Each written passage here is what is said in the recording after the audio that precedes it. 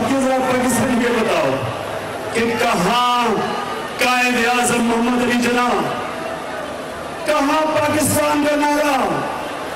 कि पाकिस्तान का मतलब क्या, और कहां ये अमेरिका के गुलाम, अमेरिका के जूते पॉलिश करने वाले कहते हैं हम अमेरिका के बगैर जिंदा नहीं रह सकते।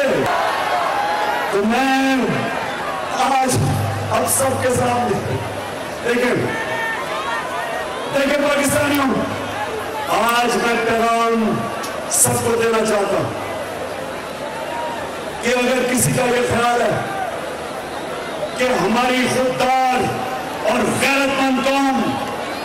इनको मान जाएगी जो पैसे के पुत की पूजा करते, पाकिस्तान में बात सुनो, मैं लोगों से आखिरी शुरू में मेरी बात सुना और बातें कर रही हूं। मैं जब इस दुनिया से जाऊंगा, मैं अपने अल्लाह से, अल्लाह के सामने जब जाऊंगा तो मैं सिर्फ एक चीज चाहता हूं कि मैं ये चाहता हूं कि जब मैं दुनिया